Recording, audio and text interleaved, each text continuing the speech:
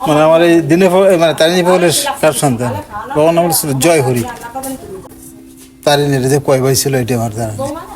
তারিণীরে উনি একাই মনে হয় সম্ভবত, তার ভাই যদি থাকতো তাহলে তো জানতাম যে আর একটা তো ওইটা দাদা আছে, উনি একাই। ছোটোবেলার থেকেই তার একটু ধর্মের দিকে তার একটা ইয়ে ছিল আর কি। হ্যাঁ, যেখানে সাধু মহন্ত আছে তখন সে সেখানে যাইতো, আসা যাওয়া করতো। কিন্তু ওনাদের ওই আংরা তো বাড়ি ছিল, আংরা আর কাছনা চুনখোলা তো পাশাপাশি।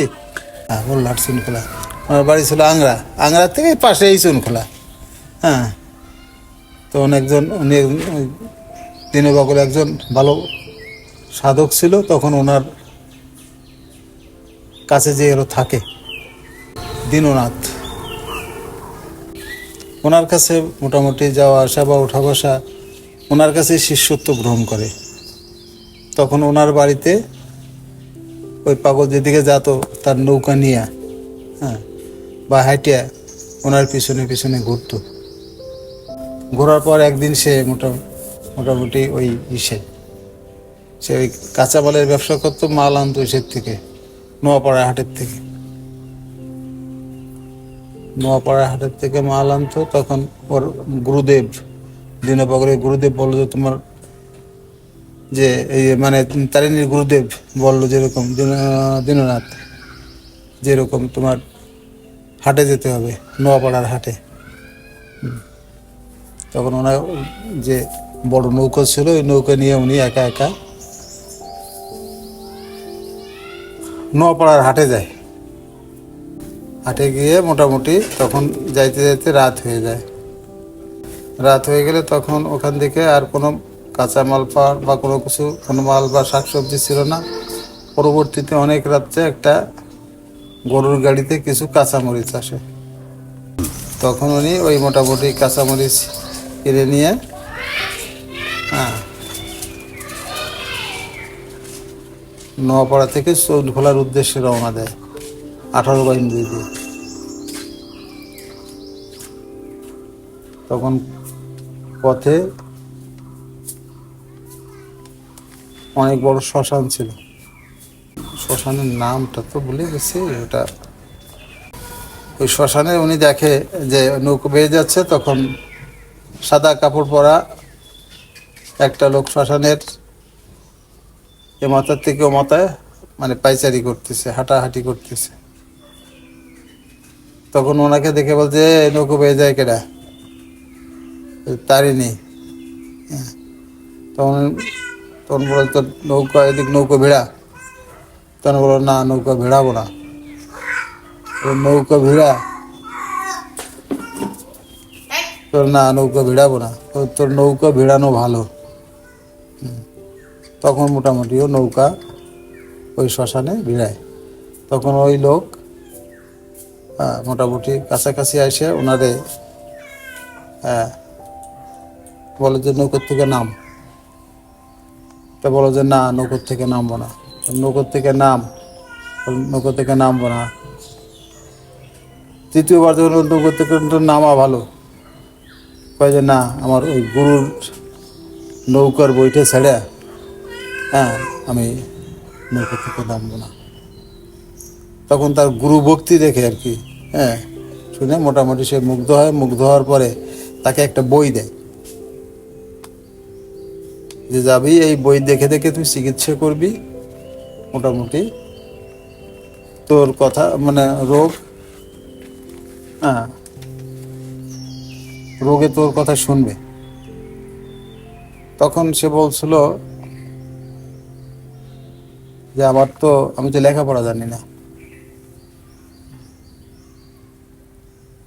তো এবার তো আমাকে অনেক দায় ঠেকালি। তারপর বলছে ঠিক আছে যা, তুই মুখ দিয়ে যা বলবি তাই হবে। তখন আর কি মোটামুটি ওইখান থেকে যখনই নৌকায় এক পা নামানো ছিল, তো যখন নৌকায় ওঠে, নৌকা যখনই আবার মানে বইটে পাওয়া শুরু করে, তখন তাকায় দেখে যে কোনো ওই শ্মশানে একমাত্র ধু ধু ধু করতেছে, কোনো লোকজন কিছুই নেই। তখন বলে রাখছিল ওনার কাছ থেকে যে তোমরা যে আমার দিলা, আমার এই জিনিসটা কত মানে কত পুরুষ পর্যন্ত থাকবে। তখন বলছিল যে তোর 7 পুরুষ পর্যন্ত থাকবে, 7 পুরুষ পরে যদি সে তারা পালিয়ে পুষে রাখতে পারে তাহলে 14 পুরুষ থাকবে।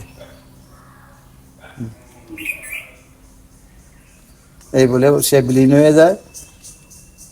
পরবর্তীতে নৌকায় আসিয়া যখন নৌকা ঘাটে বেড়ালো, তখন দিনও পাগল এসে বললো যে তুমি যাও, রুগী দেখতে যাও। রুগী এসে বসে আছে। তখন তার গুরুদেব রাত্রে বললো যে আমি রুগী দেখবো, আমি জানি না, শুনি না, কিছুই না। হ্যাঁ, তা আমি কোনো রুগী দেখবো কিভাবে? হ্যাঁ, বলে সবই তুমি জানো, সবই তুমি বোঝো। হ্যাঁ, তুমি যাও, রুগী বসে আছে, কি হচ্ছে না আছে সব কিছু আমি জানতে পারতেছি। তো তুমি যাও, রুগী বসেছে, রুগী দেখো গে। হ্যাঁ, এই থেকে তার হলো রুগী দেখা শুরু। তখন থেকে মোটামুটি সে রুগী দেখা শুরু করে এবং অনেক অলৌকিক ঘটনাও তার রয়ে গেছে পিছনে। একটা ব্যক্তির একটা ছেলে মারা যায়, একটা সন্তানই ছিল, সন্তানটা মারা যাওয়ার পরে তখন ওনাকে নিয়ে যাওয়ার পরে বলে যে তোরা এমন টাইমে আমরা আনছিস রে, তবে এরে বাঁচানো সম্ভব হবে না,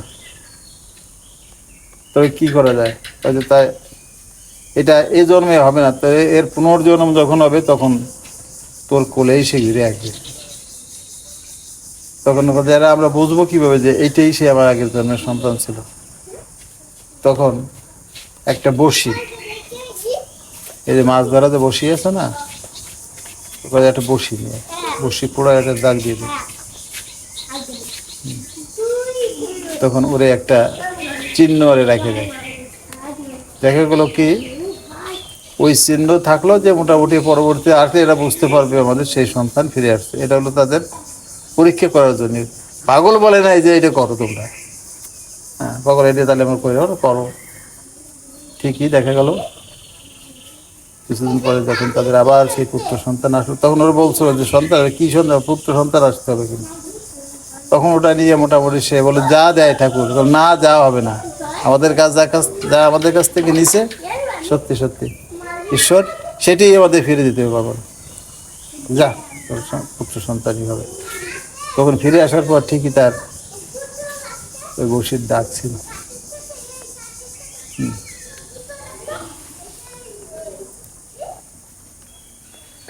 তারপর এদের নাম নিয়ে গোবরা, পাটগাতি, কাকই বুনিয়া, নবুখালী, চিংড়ি এলাকার যে মালব সম্প্রদায় ছিল, এরা যখন সাগরে যেত তখন যাওয়ার সময় এরা এই পাগলদের শরণাপন্ন হয়ে যেত এবং নৌকাটা এই পাগলটা দিয়ে খোলাই দিত।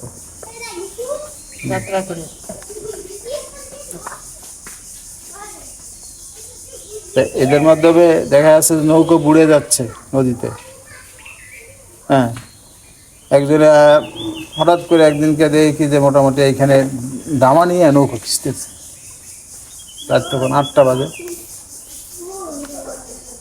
তখন এই শুকনো উঠান, বৈশাখ মাস, হ্যাঁ পুরো উঠান ভিজে গেল।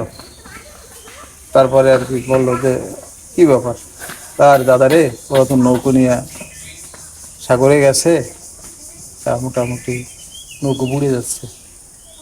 তখন পাগলকে নাম দিতে, পাগলকে ডাক দিচ্ছে, আমি তো আর ঠিক থাকতে পারি নাই। তখন মোটামুটি যাইয়া ওই নৌকা এই যে খিঁচে দিয়ে আসলাম, এখন কি অবস্থা? কত না তাই কোনো ক্ষতি টতি তেমন হয় নাই। হ্যাঁ তার পাগলেরই, তার আরও আছে। পরে মোটামুটি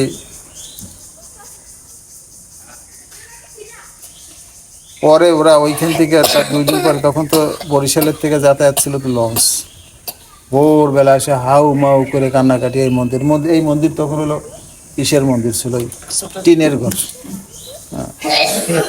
ও তার কাছ থেকে জানলাম ঠিক নাই, কই যে কে যে আমার নৌকা খিসে দিয়ে গেল, আর আমি জলের মধ্যে থেকে আমি ছাড়ি নাই। আমি নৌকা যখন ডুবে গেছে, আমার যখন এই পর্যন্ত জল হলো, নৌকায় আমি দাঁড়াই, ডুবে গেছে নৌকা। সেই নৌকো কি করে পলকের মধ্যে, সে নৌকায় কোনো জলই নেই। আমার কয়েকখানে যে চালি টালি থাকে বাঁশের, এর কিছু ক্ষয় গেছে, আর জাল টাল যাবতে যা কিছুই যায় নাই। আর সে এসে কান্নাকাটি করলাম। এবং দেখা যাচ্ছে যে তারিণী বলে এখানে বসে 7 দিনের পথ,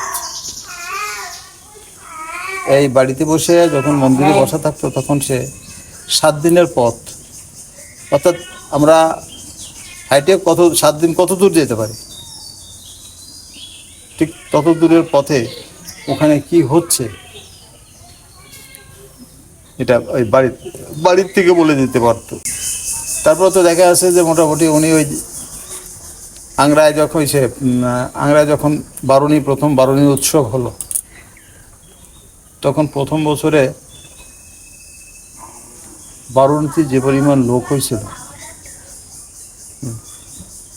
তাদের জল খাবার দেওয়ার মতো কোনো পরিবেশ ছিল না। তার জন্যে মোল্লাহাট গিরিশনগরের থেকে এরা যে মোটামুটি বাবুলকে নিয়ে আসে। হ্যাঁ, তখন এই গিরিশনগরে যে চর জাগছিল, ওই চর হিন্দু মুসলমানের বিশাল কাজে হয়েছিল। তারিণী পাগল এসে ওই কাজে ঠেকায়। হ্যাঁ, কাজে ঠেকানোর পরে দেখা গেল কি ওইখানে পাগলটি মোটামুটি তারা সবাই একটা জায়গা দিল, পাগল তুমি এইখানে বারুণ উৎসব সব কিছু করবা, কিন্তু দেখা যাচ্ছে ওখানে তো জলের অভাব, এইখানে তোমার সব কিছু দিয়ে দিলাম, আর এই যে চর আছে সব তোমার। তখন এখানে বারুণী গাছি আমাদের 2টো অনুষ্ঠান শুরু করলো। তখন আমাদের নীল ছিল না, নীল পুজো তখন ইয়ে ছিল না। নীল পূজা করলো হলো ওনার ছেলে মঙ্গল পাগল করলো নীল।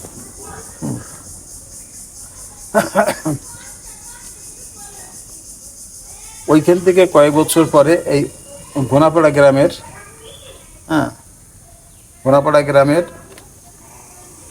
এই মণ্ডল বাড়ি উনি কিছু থাকলো ওখানে। 1 বছর বারুণী উৎসব করলো। বারুণী উৎসব করার পরে এই যে প্রতিষ্ঠান এখানে আছে, এইখানে এক মহিলা ছিল, তার নিঃসন্তান। উনি এই সম্পদটা পাগলদের দান করে দেন, যে এখানে গাছি বারুণী ভালো লোক মানে সাধু মহাপুরুষরা আসবে, যার জন্য মোটামুটি জায়গাটা উনি দান করে দেন। দান করে দেওয়ার পর এই মোটামুটি এইখান থেকে তাও সেই পাকিস্তান পিরিয়ড থেকে এইখানেই মোটামুটি সেই গাছি এবং বারুণী দুটোই উৎসব সেই পূর্বের ন্যায় হয়ে আসতেছে। বারুণীটা হচ্ছে মধুকৃষ্ণ ত্রয়োদশী, ওই বুড়াকান্দির একই দিনে মধুকৃষ্ণ ত্রয়োদশীতে বারুণী স্নান। এবং গাছি যাত্রা হচ্ছে যেদিন কার্তিক মাস যায়, আর পয়লা কার্তিকেও স্নান। আর যেদিন কার্তিক মাস যায় সেই দিন হলো জাগরণ, গাছি উৎসব করতেছে। এবং ওনার ছেলে ছিল মঙ্গল পাগল, উনিও এভাবে মোটামুটি এই তারিণী পাগল মারা যাওয়ার পর মোটামুটি উৎসব করে আসতেছে। তো তারিণী পাগল মারা যাওয়ার এটা তো লেখা দরকার না। উনি মারা যায় যখন ওনরা 7 জন মহাপুরুষ একসঙ্গে আসে, পরিচয় দিতে শুরু করে মৃত্যুঞ্জয়, গোলক, হীরামন, অশ্বিনী, তারক, তার মৃত্যুঞ্জয়, এই যে যারা ছিলেন এটা একসঙ্গে আসছিল। তখন ওনারা বলতো কি যে আমার সঙ্গে যারা আসছিল সঙ্গী সাথী সবাই তো চলে গেছে, এখন তো আমার আর যাওয়ার পালা, এখন তো আর তারা ডাকতেছে না, যেহেতু উপায় নেই। হ্যাঁ, তখন উনি ইচ্ছা মৃত্যুবরণ করে এই চরগোবরা গ্রামের বৈরাগী বাড়িতে, বৈরাগী হালদার বাড়ি, হালদার বাড়ি ওখানে বেলা দুপুরবেলা বলে কি যে আমাকে একটা মানে বিছানা দাও, হ্যাঁ আমি একটু ঘুমাবো, আমি তোমার আজকে চলে যাবো তো, আর আমার একটা ল্যাপ দিয়ে ঢেকে দাও। চৈত্র মাসে রোদের মধ্যে মোটামুটি বিছানা দেয় এবং ল্যাপ দেয়, ওরা শুয়ে থাকে, শুয়ে থাকলে আমি ল্যাপ দিয়ে ঢেকে দাও।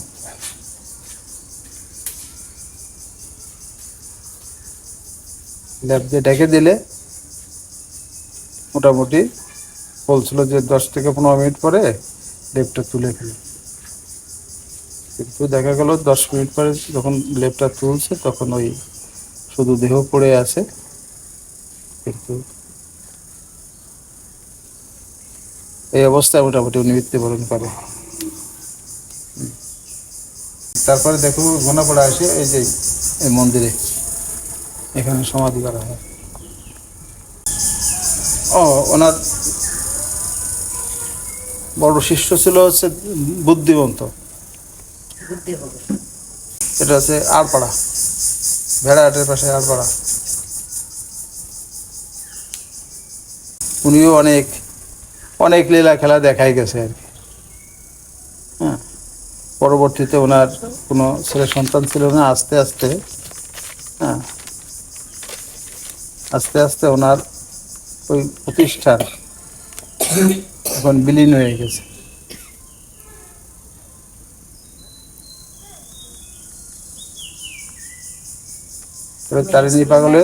তারিণী পাগলের ছেলে যে ছিল মঙ্গল পাগল, মঙ্গল পাগলই মোটামুটি এটা তারিণী পাগল মরে যাওয়ার পরে এটা সে ধরে রাখছিল।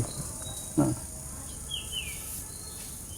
ছবির ব্যাপারে অনেকে আসছে মোটামুটি ছবি করতে,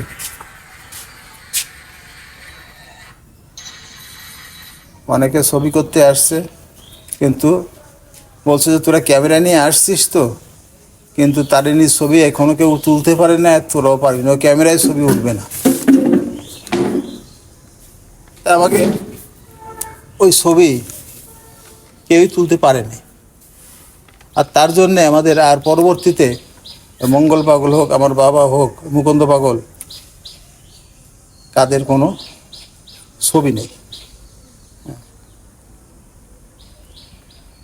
তারিণী পাগল ছিল তার হলো বড় ছেলে, হ্যাঁ, তারপরে ছিল আমার বাবা মঙ্গল পাগল, মঙ্গল মানে মুকুন্দ পাগল, মুকুন্দ পাগল হচ্ছে আমার বাবা, ঠিক আছে, আর তারিণী পাগলের হচ্ছে নাতি, আর মঙ্গল পাগলের হলো ছোট ভাইয়ের ছেলে, ভাইপো।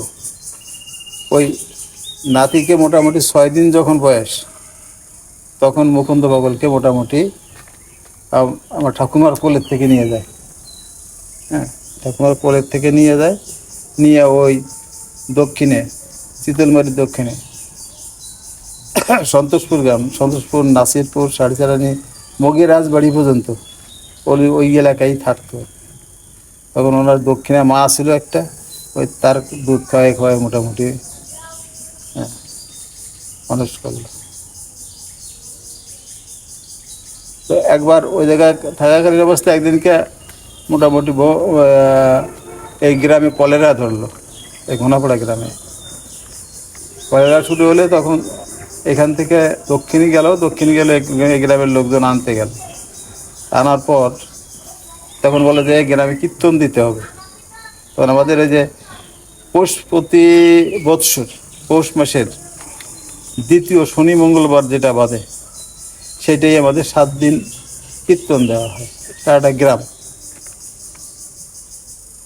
তখন উনি আসার পর বললো যে এরকম অবস্থায় কলেরার অনেক লোক মারা গেল, প্রায় 10-12 জন লোক মারা গেল, কীর্তন দিয়ে তোরা আর কীর্তন দিতে চলে যা, আর আমি এদিকে দেখতেছি। তখন এই পাশে এই যে টিটিসি আছে না, ওইখানে বিশাল কুলোই হতো ওখানে। তখন ওইখানে যাইয়া উনি ঘুরতে রাত ভর ঘুরতে ওইখানে ওই সেই কলেরার সঙ্গে দেখা হলো। এখন তো এই যে সায়েন্সই তো এগুলো বিশ্বাস করবে না। দেখা হলো, হ্যাঁ, দেখা হওয়ার পর মোটামুটি ওই রাত্রে ওই জমির যে কলাই ছিল, ওই যে তখন খেসারি কলাই বুনাতো, খেসারি মটর, তখন 4-5 বিঘা জমির কলই ছিল না। তা সকালবেলা বললো কি, শোন, ক্ষতি তো একটা হয়ে গেছে, তোরা কীর্তন দিয়ে আইসিস, যে পাগলা কী হবে, কী করবো, তোকে তো ক্ষতি হয়ে গেছে মারাত্মক, আর একটা লোকও মারা যাবে না। ওই অবশ্য দেখা যাচ্ছে ওই বাসের কিছু ক্ষতি হয়ে গেছে, 2-4 বিঘা জমির কলই নাই, পুরো মাটির সাথে মিশে গেছে। তখন গ্রামের লোকজন, অঞ্চলের লোক যে দেখে কি, যে মোটামুটি সত্যিকারে ওই এলাকার কোনো, ওই এলাকার ওই 4-5 বিঘার কলই কিছু নেই, শুধু মাটির সাথে, আর হয়তো গরুর খাবারও হবে না। হ্যাঁ, তখন ওই দিন থেকে ওই যে কলেরা তাড়াই দিল। সেইখান থেকে এই গোনাপাড়া গ্রামে 7 দিন যে কীর্তনটা হয়, হ্যাঁ, সেই কীর্তনটা এখনো চলে আসতেছে। এখানকে কেন্দ্র করেই হয়। এই গোনাপাড়া পাগল লেগে নির্দেশেই মোটামুটি চলে আসতেছে। ঠাকুর দান না, বাবা করতো। বাবা করার পর ছিল আমার একটা ভাই, সে ভাইটা স্ট্রোক করে মারা যায়। সেও সেইভাবে চলছে। তো সে চলে যাওয়ার পরে ওর মা করত। মা যখন মারা গেল,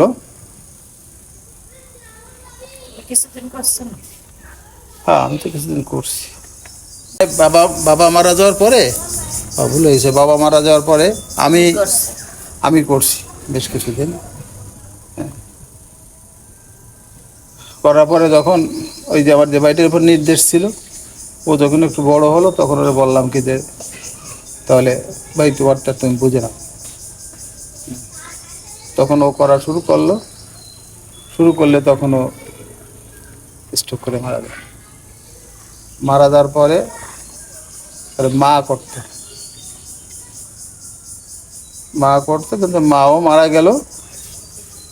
মারা যাওয়ার পর এখন বর্তমান অবস্থায় আমার স্ত্রী, এই যে সে মোটামুটি এই প্রতিষ্ঠানের পারে তো না, কোনো কিছু যা হোক ঠাকুরের নাম নিয়ে সেটি দেখাশোনা করতেছে।